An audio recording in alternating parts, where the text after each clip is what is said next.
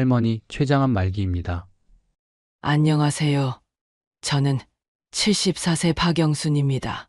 2024년 3월 15일 오전 10시 32분. 그 순간을 저는 평생 잊을 수 없을 것 같습니다. 대학병원 3층 소화기내과 진료실. 하얀 가운을 입은 젊은 의사가 모니터를 가리키며 담담하게 말했습니다. CT 사진 속에는 제 몸 안에 자리 잡은 검은 그림자들이 보였습니다. 이 부분이 췌장 머리 부분의 종양이고요. 여기 보이시는 것처럼 간과 폐로 이미 전이가 진행된 상태입니다. 안타깝게도 길어야 6개월 정도 남으셨습니다. 6개월, 180일, 4320시간. 숫자가 머릿속에서 맴돌았습니다. 76년을 살아온 제 인생이 이제 달력 한 장으로 정리되는 순간이었습니다. 어머니, 괜찮으세요? 옆에 앉아있던 아들 준호가 제 손을 꽉 잡았습니다. 47살의 중년이 된 아들이지만 그 순간만큼은 어린아이처럼 눈가가 붉어져 있었습니다. 괜찮다. 괜찮아. 나이 먹으면 다 가는 거지 뭐. 제가 담담하게 대답했지만 사실 제 손끝은 차갑게 식어가고 있었습니다. 의사는 계속 설명을 이어갔습니다. 표준 항암 치료를 진행할 수도 있지만 할머니 연세와 전이 상태를 고려하면 삶의 질이 많이 떨어질 수 있습니다. 통증 관리와 증상 완화 치료를 중심으로 하시는 것도 한 방법입니다. 그럼 항암 치료를 하면 시간을 더 벌 수 있나요? 준호가 물었습니다. 솔직히 말씀드리면 큰 차이는 없을 것 같습니다. 오히려 항암 부작용으로 남은 시간의 질이 떨어질 수 있어요. 선택의 기로에 섰습니다. 고통스럽게 조금 더 사느냐, 편안하게 정리하며 사느냐, 병원을 나오는 길. 봄꽃이 만개한 병원 정원이 유독 눈에 들어왔습니다. 개나리, 진달래, 목련, 내년 봄에는 이 꽃들을 볼 수 없겠구나.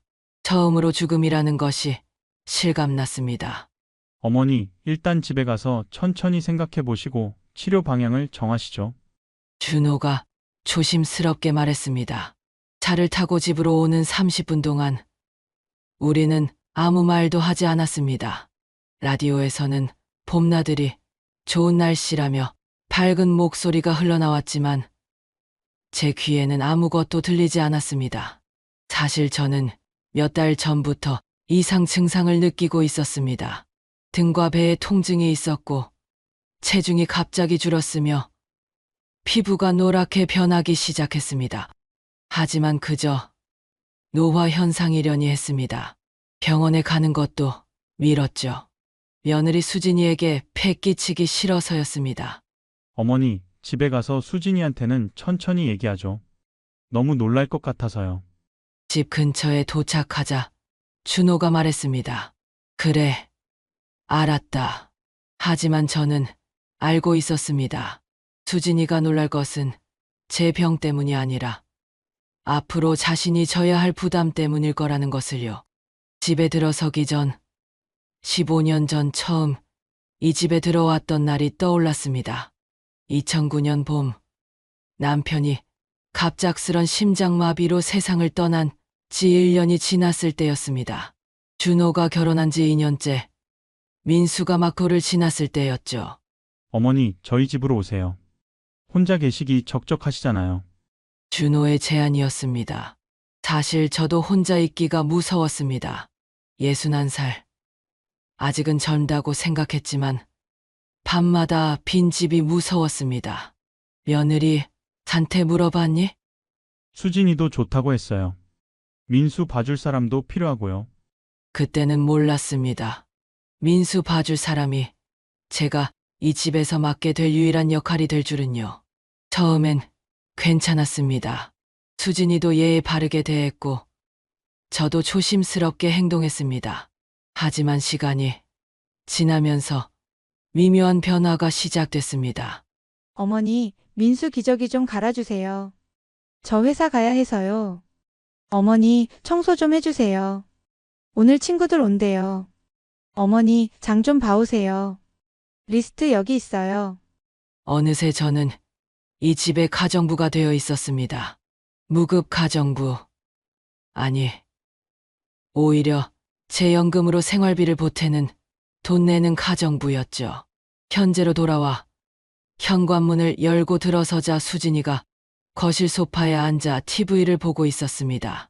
45살의 수진이는 대기업 과장으로 승진한 후 더욱 바빠졌고 집안일은 당연히 제 몫이 되어 있었습니다. 어머니 오셨어요? 늦으셨네요. 힐끔 쳐다보며 던지는 인사. 15년 동안 변하지 않는 건조한 어조였습니다. 병원은 다녀오셨죠? 약은 받아오셨고요?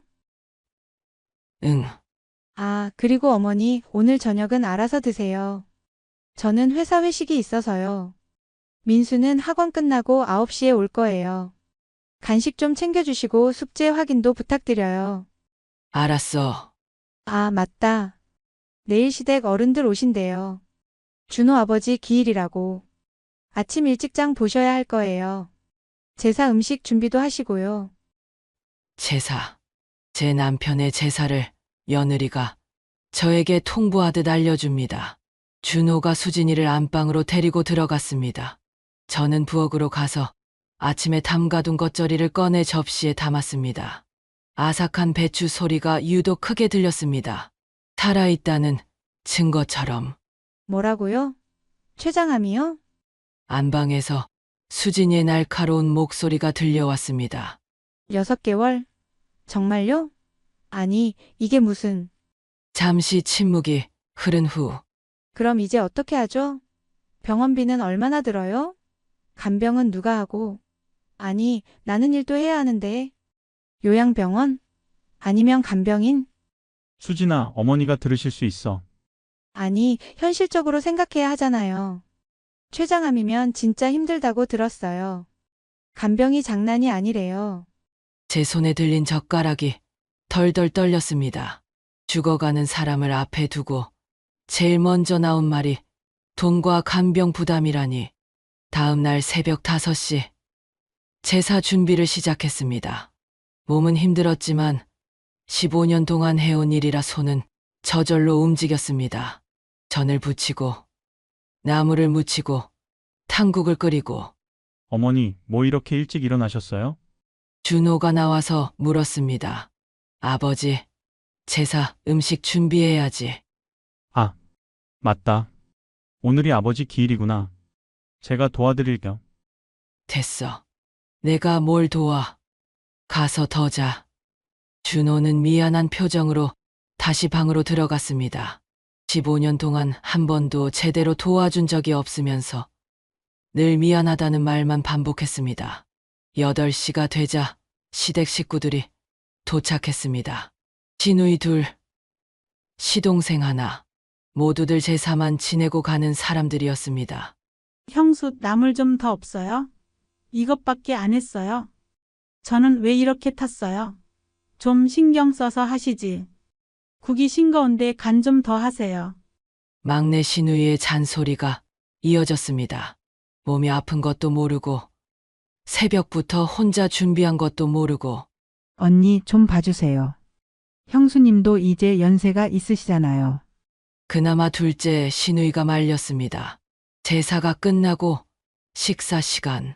저는 부엌에서 계속 일했습니다. 설거지하고 음식 더 내가고 차 끓이고. 며느리는 뭐예요? 시어머니만 일하게 하고. 막내 시누이가 수진이를 보며 말했습니다.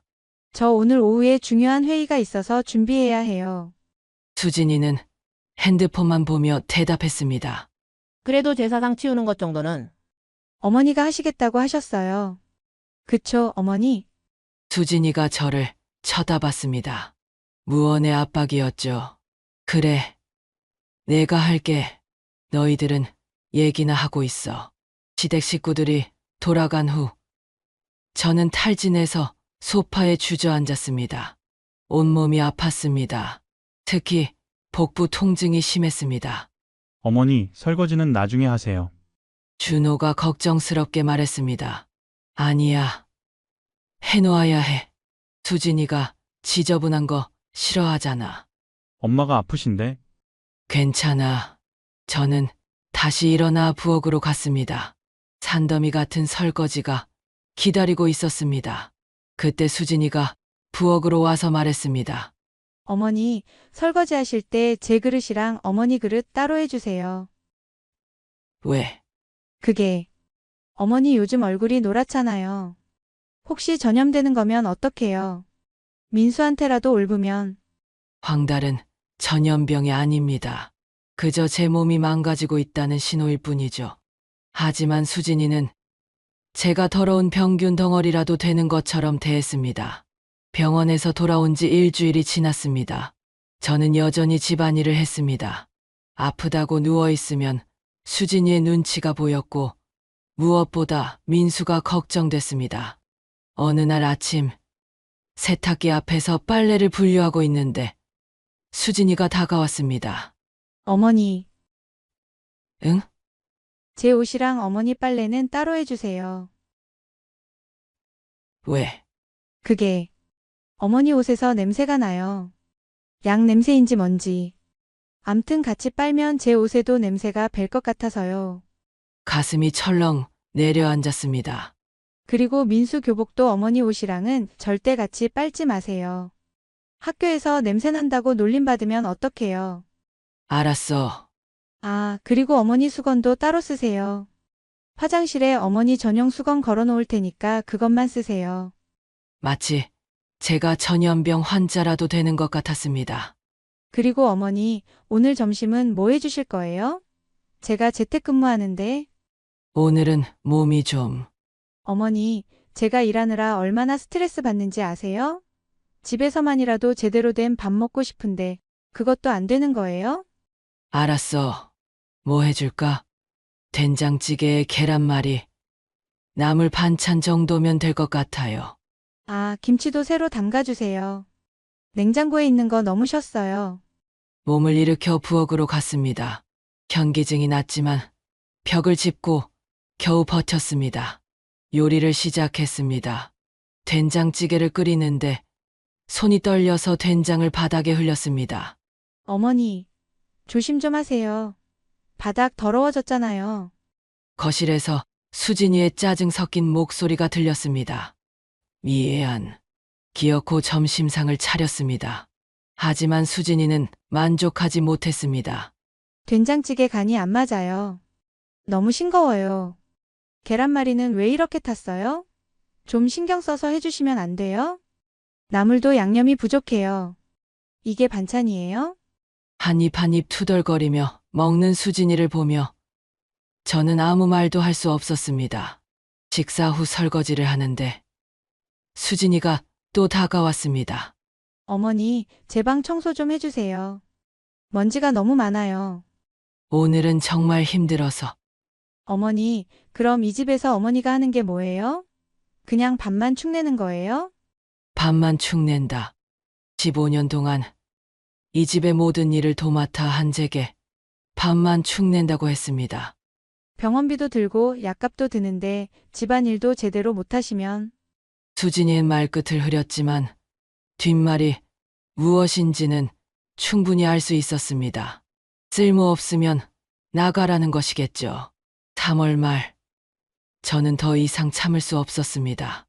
통증은 날로 심해졌고 수진이의 구박도 계속됐습니다. 이대로는 안 되겠다 싶었습니다. 준호야, 네, 엄마. 엄마 통장 좀 정리하려고 하는데 네? 갑자기 통장은 왜요? 그동안 모아둔 돈이 좀 있어. 너희한테 배 끼치기 싫으니까 병원비는 내가 낼게. 사실 저는 30년 동안 초등학교 교사로 일했습니다. 남편이 작은 사업을 하다 실패해서 빚도 있었지만 제가 꾸준히 일해서 다 갚았죠.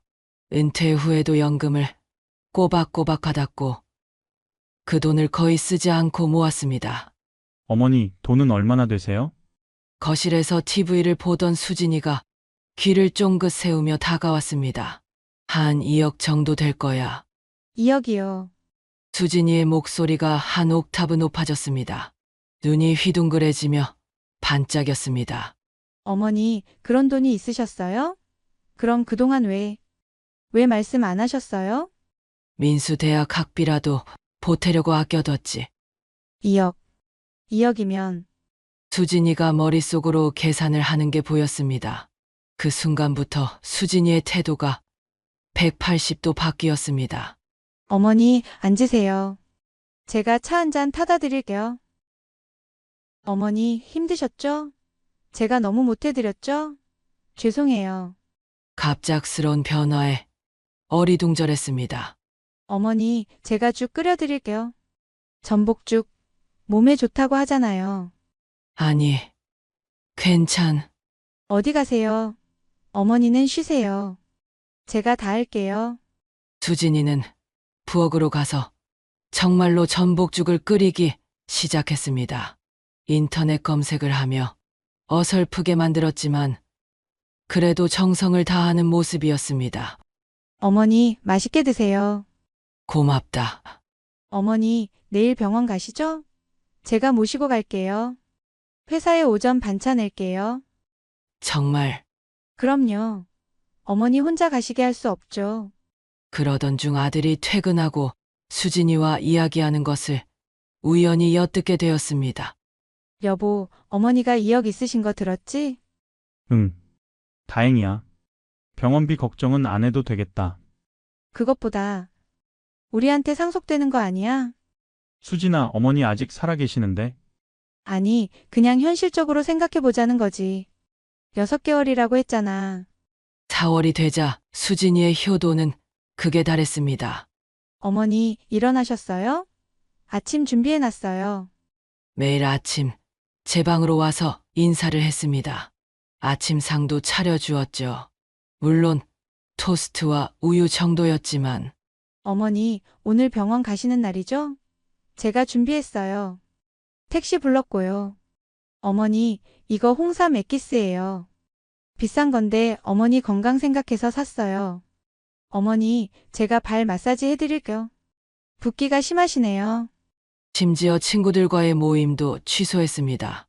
미안, 오늘 못 나가. 시어머니 간병해야 해. 전화 통화가 들렸습니다. 어머, 정말? 효부네. 뭐, 당연한 거지. 시어머니가 아프신데? 연기였습니다. 뻔히 보이는 연기. 하지만 저는 모른 척 했습니다. 어느 날 수진이가 특별한 제안을 했습니다. 어머니, 우리 가족 사진 찍어요. 갑자기 어머니랑 추억을 많이 만들고 싶어요. 사진관에 가서 가족 사진을 찍었습니다. 수진이는 제 팔을 끼고 활짝 웃었습니다. 마치 진짜 다정한 며느리처럼. 어머니, 이쪽으로 좀 더 오세요. 어머니가 중심이 되셔야죠. 찍은 사진을 보니 참 아이러니했습니다. 사진 속 우리는 정말 화목한 가족 같았으니까요. 집에 돌아오니 수진이가 또 말했습니다. 어머니, 일기 쓰시는 거 어때요? 추억도 정리하시고. 글쎄, 제가 예쁜 일기장 사다 드릴게요. 그날 밤 수진이와 준호의 대화를 또 엿듣게 됐습니다. 사진 잘 나왔어? 응, 완벽해. 나중에 필요하면 쓸 수 있을 거야. 필요하다니? 유산 상속 문제 생기면 우리가 얼마나 잘 모셨는지 증명해야 하잖아. 수진아, 그건 좀. 현실적으로 생각해야지. 준영이가 미국에서 와서 똑같이 나눠 갖자고 하면 어떡할 거야? 5월이 되자 제 몸은 눈에 띄게 나빠졌습니다. 복수가 차서 배가 임산부처럼 불러왔고 황달이 심해져 온몸이 노랗게 변했습니다. 체중은 15kg이나 빠졌습니다. 하지만 정신은 또렷했습니다. 오히려 죽음이 가까워질수록 모든 것이 선명하게 보였습니다. 어머니, 혹시 유언장 같은 거 생각해 보셨어요? 어느 날 수진이가 조심스럽게 물었습니다. 왜? 그게 나중에 법적으로 복잡해질 수 있어서요. 미리 정리해 두시면 좋을 것 같아서. 그래. 어머니, 저희가 그동안 어머니 모시느라 고생했잖아요. 준영 씨는 미국에서 10년 동안 얼굴도 안 비쳤고요. 노골적인 요구였습니다. 그리고 민수 교육비도 생각하셔야 하고. 요즘 대학 등록금이 얼마나 비싼지 아세요? 알아서 할게. 그 주에 저는 변호사를 집으로 불렀습니다. 할머니, 유언장을 작성하시겠다고요? 네. 제대로 정리하고 가려고요. 준호와 수진이는 귀를 쫑긋 세우고 있었습니다. 이건 개인적인 일이니까 둘은 나가 있어. 어머니, 저희도 알아야. 나중에 다 알게 될 거야. 나가. 마지못해 방을 나가는 두 사람. 하지만 문 밖에서 서성이는 기척이 느껴졌습니다. 변호사와 단둘이 남아 차분히 유언장을 작성했습니다. 할머니, 재산은 어떻게 분배하실 생각이세요? 제 생각은 이렇습니다. 30분 동안 제 뜻을 설명했습니다. 변호사는 처음엔 놀란 표정이었지만 이내 고개를 끄덕였습니다. 할머니의 뜻 잘 알겠습니다. 법적으로 문제 없도록 완벽하게 작성해 드리겠습니다. 고맙습니다. 그리고 이건 공개시기 전까지 비밀로 해주세요. 물론입니다. 변호사가 떠난 후 수진이가 바로 들어왔습니다. 어머니, 다 끝나셨어요? 뭐라고 쓰셨어요? 때가 되면 알게 될 거야. 어머니, 저희가 가족인데 비밀이 어디 있어요? 수진아, 내가 진짜 가족이라고 생각하니? 순간 수진이의 표정이 굳었습니다. 어머니, 그게 무슨 말씀이세요? 아무것도 아니야. 가서 쉬어. 4월 중순. 저는 고개를 들었습니다. 몸은 망가졌지만 정신은 여전히 맑았습니다. 남은 시간, 가만히 죽음을 기다리는 대신 제 인생을 스스로 정리하기로 했습니다. 준호야, 병원 말인데 나 요양병원에 들어가고 싶어. 요양병원이요? 응. 수진이한테 폐 끼치기 싫어. 병원비는 내 돈으로 낼게. 수진의 눈이 반짝였습니다. 어머니, 정말요? 아이고, 잘 결정하셨어요. 그러곤 이틀 뒤 짐도 안 싸게 하고 저를 택시에 태우려 했습니다. 말 그대로 내보내는 분위기였습니다. 요양병원 입원 첫날. 하지만 그건 제가 짠 가짜 시나리오의 시작이었습니다. 요양병원에는 이미 제 변호사와 신탁 담당자, 그리고 오래전 제자였던 기자 후배가 대기 중이었습니다. 기자님 부탁한 거 준비됐어요. 네, 선생님. 자료 다 정리했고 녹음도 준비했습니다. 수진에게는 매일 통화하며 말했습니다. 아프긴 해도 아직 정신은 말짱하니까 걱정 마라. 하지만 수진은 제 건강 상태가 점점 악화되고 있다고 믿었습니다. 그러던 어느 날 수진의 회사 동료에게서 전화가 왔습니다. 시어머니께서 아프신데 왜 회사에서는 간병 중이라며 출장까지 빼시냐고 하셔서요. 저는 그 말을 듣고 조용히 웃었습니다. 수진은 절 핑계 삼아 회사에서도 휴가, 출장 면제, 심지어 효부상 추천까지 받고 있었습니다. 5월 초 집으로 돌아왔습니다. 의사도 말렸지만 제가 고집을 부렸습니다. 죽더라도 내 집에서 죽고 싶다. 수진은 불쾌한 얼굴을 숨기지 못했습니다. 어머니, 왜 또 돌아오신 거예요? 아직 죽긴 일러서, 그리고 정리할 게 좀 있어서. 그날 저녁 저는 식구들을 다 모았습니다. 수진, 준호, 그리고 깜짝 손님 미국에서 날아온 둘째 아들 준영. 엄마가 위독하다고 해서 바로 왔어. 돈 걱정 말라고 했는데 왜 연락 안 했어요? 수진의 얼굴이 굳어졌습니다. 준영아, 잘 왔다. 내가 와야 할 타이밍이었지. 며칠 뒤 변호사와 기자가 집에 찾아왔습니다. 이제는 제 차례였습니다. 오늘은 유언장이 아니라 선언문을 쓰는 날이야. 거실에 모두 모여 앉았습니다. 너희 다 내 돈이 2억 있는 거 알지? 수진의 눈빛이 다시 반짝였습니다. 나 지금 유언장을 바꿀 거야. 공개적으로. 다들은 앞에서 기자가 카메라를 들고 말했습니다. 녹화 시작했습니다. 내 재산 2억 원은 손자 박민수에게 조건부 증여한다. 단, 그 조건은 다음과 같다. 민수가 대학에 진학할 때까지 누구도 해당 자금에 접근하지 못한다. 해당 기간 중 민수가 정신적 학대나 환경적 차별을 겪는다고 판단될 경우 이 돈은 전액 장학재단에 기부된다.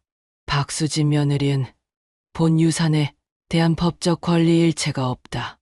오히려 지금까지의 행위에 대해 간병 명목의 공갈 및 심리적 학대 혐의로 내 변호사가 법적 검토 중이다. 방안이 얼어붙었습니다. 어머님, 그게 무슨... 수진아, 너 진짜 간병한 게 아니라 연극한 거였잖아. 나 다 알고 있었어. 옷 따로 빨래하라던 그날부터 수진은 말을 잊지 못했습니다. 그날 밤 저는 민수와 함께 산책을 했습니다. 목에 두른 스카프 위로 봄바람이 살살 불었습니다. 할머니, 진짜로 그 돈 다 제 거예요? 응. 하지만 사람답게 살지 않으면 그 돈은 아무 의미 없어. 할머니가 나 믿어줘서 고마워요. 저는 민수의 손을 꼭 잡았습니다. 어른이 된 그 손이 나중엔 어떤 선택을 할지 모르지만 적어도 지금은 따뜻했습니다. 난 아직 안 죽었다.